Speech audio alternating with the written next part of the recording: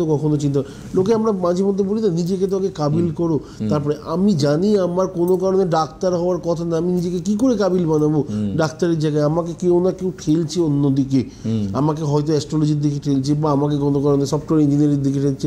এটা হচ্ছে পার্ট লাইফের। তো সেই জায়গা থেকে আমি হাজার চেষ্টা করেও সেই জায়গাতে পৌঁছাতে পারবো না। স্বপ্ন আর বাস্তবটা সবসময় আলাদা। একদম, মানে বাস্তবটা প্র্যাকটিক্যাল আর স্বপ্নটা হয়তো খানিকটা ইমাজিনেশনাল ওয়ার্ল্ড, মানে ইমাজিনারি ওয়ার্ল্ড একদম। কিন্তু তা সত্ত্বেও আরেকটা কথা বলবো যে স্বপ্ন যদি কোনো কারণে আমাদের স্যার এপিজে আবুল কালামের কথাই বলতে হয়, যদি যেটা আপনাকে ঘুমাতে দেবে না সেটা হচ্ছে প্রকৃত স্বপ্ন, যেটা আপনি ঘুমিয়ে দেখবেন সেটা কোনো কারণেই স্বপ্ন না।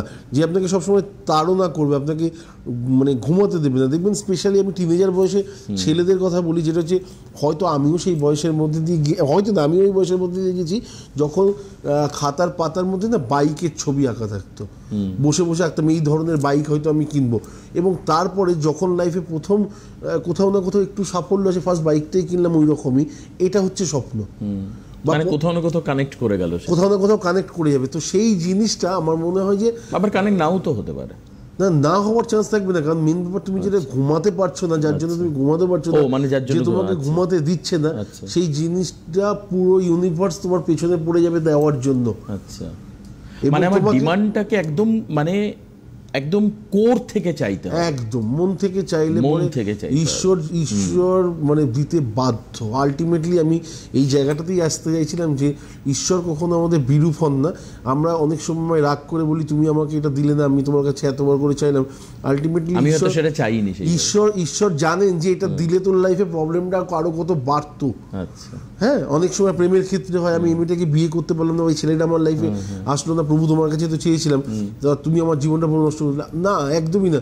ঈশ্বর জানেন যেটা আমি তোকে দিচ্ছি সেটা অনেক বেশি ভালো, অনেক বেশি ভালো। আবার অনেকে বলবেন যে আমি তো কিছুই চাইনি, বাবা আমার ইচ্ছেতেই বিয়ে করেছি, তাহলে আমার লাইফটা কেন এত ডিস্টার্ব হলো? সব কটা জিনিস নিয়ে আমি কথা বলছি, তার রিজনটা হচ্ছে কর্মের ফল।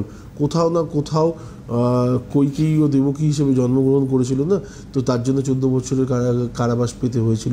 আমাদের একটা ফোন আছে। আচ্ছা, তার মানে আমাদের এখন কাজ হচ্ছে আত্মাকে পরিশুদ্ধ করতে গেলে আধ্যাত্মিকতার পথে যেতে হবে, আর বাইরের শরীরকে পরিষ্কার করতে গেলে শপিং মলে গিয়ে আমার বডি ওয়াশ কিনতে হবে, এই হচ্ছে ব্যাপার। তাই একদম না, ভেতর যদি তোমার পরিষ্কার থাকে না, বাইরে তার প্রতিচ্ছবি পাবে। হ্যাঁ, আয়নাকে আলাদা করে মুছতে হবে না। তুমি যদি ভেতর থেকে খুশি থাকো, প্রভু যদি তোমার সাথে থাকে, তুমি লোকের সাথে কথা বলতে গেলে মুখ ভার করে বলতে হবে না, একগাল হাসি নিয়েই বলবে। ডিফারেন্সটা হচ্ছে। আচ্ছা, এই জন্যই হয়তো চৈতন্যদেব ওই রকম পোশাক পরে থাকলেও তার চেহারা একটা আলাদা জ্যোতি ছিল একদম। এবং ওনার কখনো দেখেছো তুমি সিরিয়াস মুখ, মানে খুব রাগ করে রয়েছেন, তোরা ধর্মটাকে মান, ধর্মটাকে মান, এভাবে বলে একগাল হাসি প্রভুর মধ্যে বিরাজ করছেন। যার ভালো লাগবে, যাকে মনে হবে প্রভু তোমাকে আমার দরকার আছে, অটোমেটিক্যালি তোমার মধ্যে সেই চেতনাবোধটা কিন্তু দিয়ে দেবে। একদম একদম।